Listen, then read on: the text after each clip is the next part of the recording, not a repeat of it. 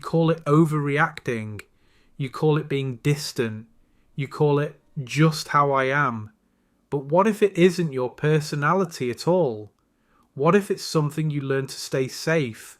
And what if the part you're judging once protected you? No one wakes up one day and decides to become tense. No one chooses to scan every room. No one plans to hold their breath in conversations. These patterns form quietly.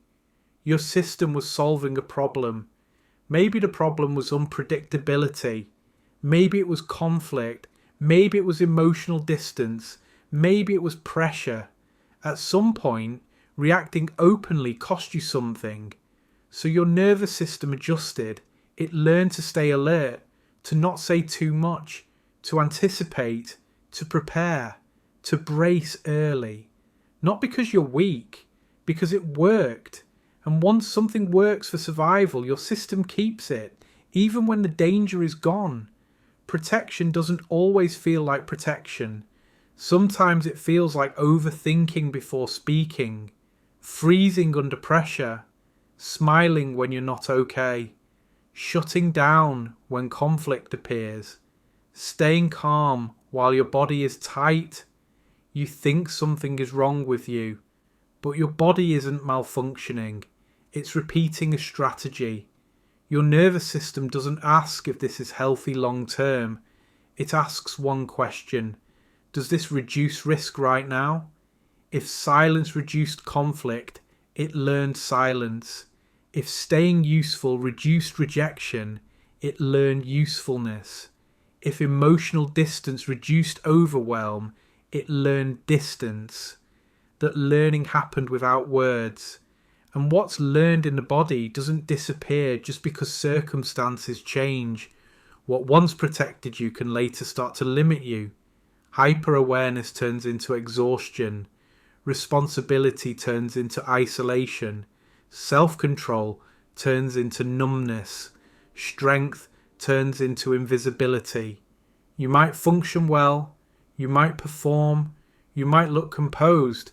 But inside there's tension. Not panic, not breakdown, just constant readiness.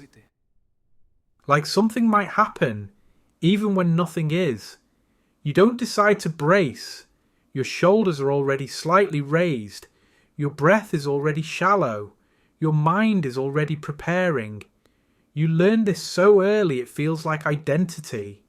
But identity and adaptation are not the same thing. Staying safe has a cost. It costs softness. It costs spontaneity. It costs ease.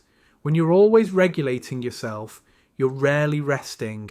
When you're always scanning, you're rarely present.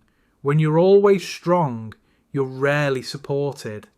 Other people often admire this.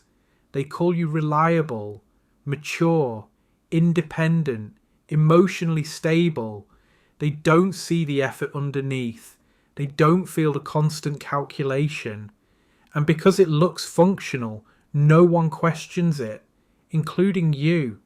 But your body knows.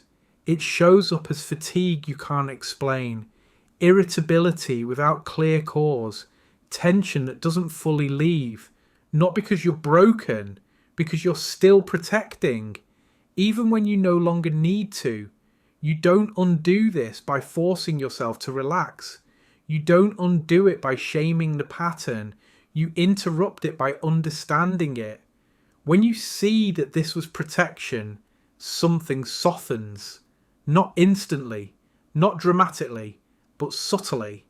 Instead of asking what's wrong with me, you start asking, when did I learn this? That question changes the tone. It replaces judgment with context, and context reduces threat. Your nervous system doesn't change because you command it. It changes when it senses that safety no longer depends on bracing. That safety no longer depends on overfunctioning. That safety no longer depends on disappearing. That realization isn't loud. It isn't dramatic. It's small, like your shoulders dropping a few millimeters, like your jaw unclenching without effort, like one breath going deeper than usual. You didn't become this way by accident. You learned it to stay safe, and the part of you that learned it was intelligent. It was adaptive. It was trying to survive. Maybe now it doesn't need to work so hard.